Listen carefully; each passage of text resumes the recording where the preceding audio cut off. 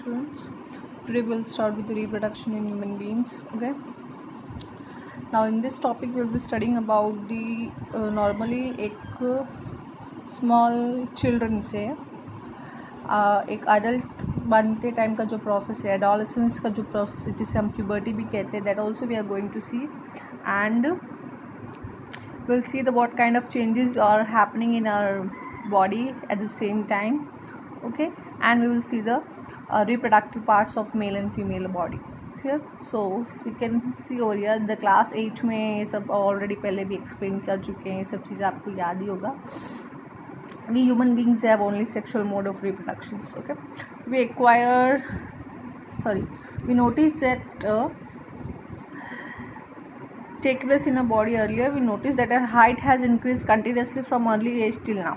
Okay, that is the one true fact. Okay, we acquire teeth भी है.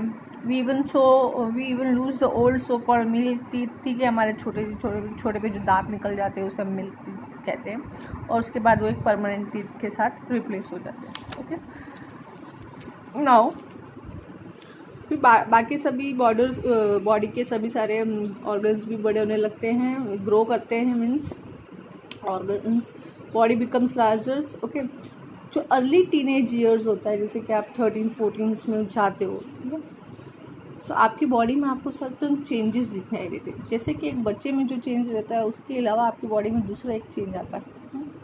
उसे वो चेंज कब आने लगता है? दैट एज प्यूबर्टी एज बोलते हैं उसे. प्यूबर्टी में अगर गर्ल्स की बात करें तो गर्ल्स में वो चेंज 10 से 12 साल के अंदर आता है, यानी 10 years to 12, यानी 10 से 12 साल की लड़कियां जब हो जाती हैं उसके बाद उनकी बॉडी में सर्टेन चेंजेस, उनकी टीनेज चालू हो जाती है, एडोलेसेंस चालू हो जाती है. वैसे ही बॉयज़ में ये एज 13 से 14 के बाद से चालू होती है. Clear? This is called puberty period. ठीक है, इसके बाद से आपका प्यूबर्टी पीरियड चालू, यानी आप अब ना बच्चे नहीं रह जाते हैं, यू आर ग्रोइंग मैन. ठीक, so what kind of changes appears? तो देखो, पहला चेंज ये सभी बॉयज़ गर्ल्स में कॉमन है. ठीक है, to notice thick hair growing in the new parts of the body such as armpits and genital area between the thighs. Clear? तो पहले तो आर्मपिट्स, आपके आर्मपिट्स में और जेनाइटल एरिया के आसपास बाल का ग्रो होना चालू हो जाता है. ठीक है, which can also become darker in colour, and आपका वो एरिया भी डार्क होने लगता है. ठीक है, it also become dark in colour.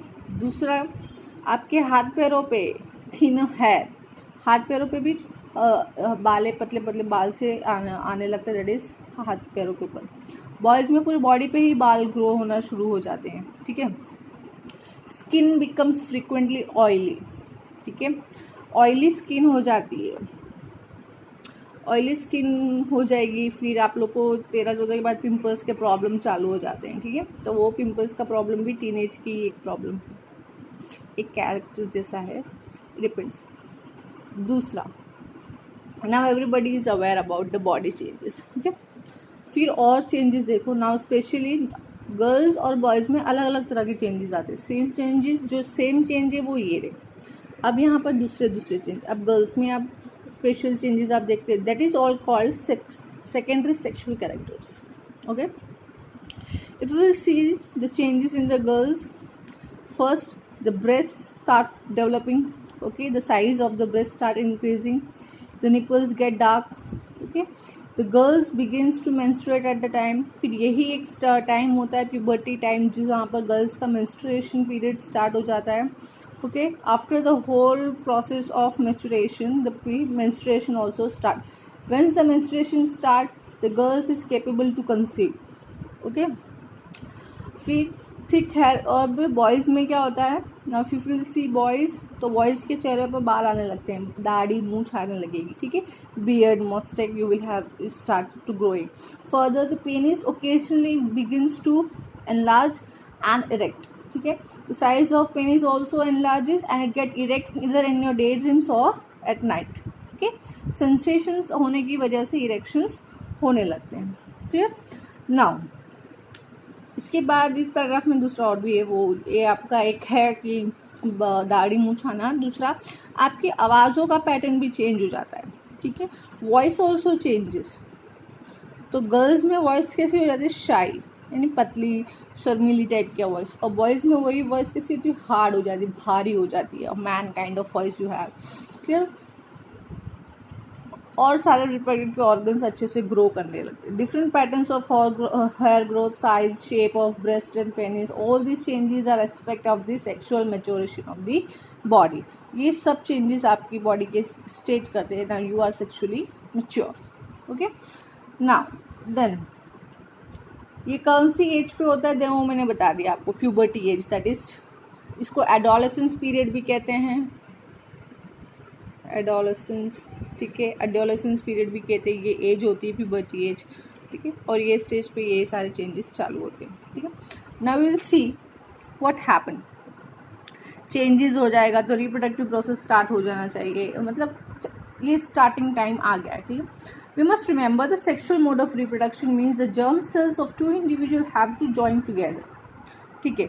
यानी सेक्सुअल रिप्रोडक्शन में क्या होता है, जर्म सेल्स जो होते हैं जैसे कि स्पर्म हुआ और ओवा हुआ, इन दोनों को साथ में जॉइंट होना होता है, फ्यूज होंगे एक दूसरे से, तब जाके एक जाइगोट फॉर्म होता है, ठीक है।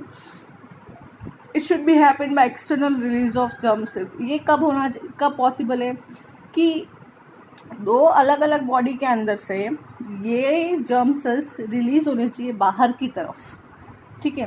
That bodies of individual as happening in the flower plant, flower plant में जैसे देखा ओवरी है, उसके ऊपर पोलन ग्रेन आते हैं, तो दोनों बाहर की तरफ से ही अपना फर्टिलाइजेशन बताते हैं। So it can happen by two individual joining their bodies together for the internal transfer of germ cell. Okay, so यहाँ पर दो इंडिविजुअल की बॉडी से इंटरनल ट्रांसफर किया जाता है जर्म सेल का। ओके, फिर यहाँ पर क्या होगा, फीमेल बॉडी के अंदर स्पर्म को रिलीज किया जाएगा and that is going to be the fusion part. Sperm ovum तक पहुँच के फिर उसे फ्यूजन होगा, दोनों सेल्स एक दूसरे से मर्ज हो जाएंगे और फिर वो फ्यूजन बन के क्या बनेगा, जाइगोट। जाइगोट बन गया, ठीक है। उसके बाद आगे का प्रोसेस फीमेल रिप्रोडक्टिव पार्ट में पढ़ते हैं। जाइगोट बनेगा, फिर आगे का फर्टिलाइजेशन डेवलपमेंट प्रोसेस चालू हो जाता है, ठीक है। Many changes occurs at puberty such as new hair growth signals that sexual maturation is taking place, that is all। अभी मैमल्स में स्पेशली, ठीक है, सेक्सुअल एक्टिव परफॉर्मेंस के लिए बहुत चीज़ ज़रूरी है, that is the erection in the penis.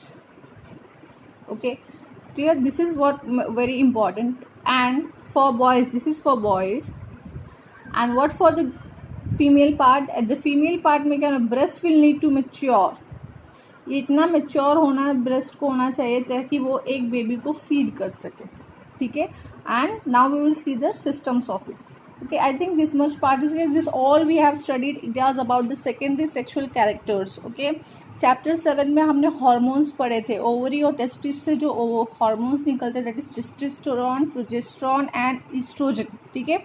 ये तीनों हार्मोन्स आपकी प्यूबर्टी होने पे रिलीज़ होते हैं और इनके रिलीज़ होने से ही आपकी बॉडी में ये सारे चेंजेस आते हैं। आप इसका एक शॉर्ट नोट लिख लीजिए, write the secondary sexual characters of boys and the secondary sexual characters of female, और why this are happening due to the release of the hormones at this age. ये testosterone, progesterone, ये है ना, बचपन से release नहीं होते आपकी बॉडी में, they are release at this age. आपका जैसे मेच्योरिटी एज स्टार्ट होने वाला होता है तभी बॉडी में रिलीज़ होने लगते हो और आपकी बॉडी के अंदर आप ये सब चेंजेस धीरे धीरे धीरे धीरे देखते हो, ठीक है। फिर भी अगर आप देखते हो तो आप अभी 13 से 14 साल या 10 से 12 साल की उम्र से ये चेंजेस स्टार्ट होते हैं और ये एकदम मेच्योर लेवल तक आने से आप कब तक 18 से 20 साल तक के हो जाते हो, ठीक है। Then only you are fully mature, you can see this is the starting of your maturation, and after 18 to 20 years you are mature. Clear? Understood? Okay, if you have any query in this you can ask me, and next we will start with the reproductive systems of male and female. Okay.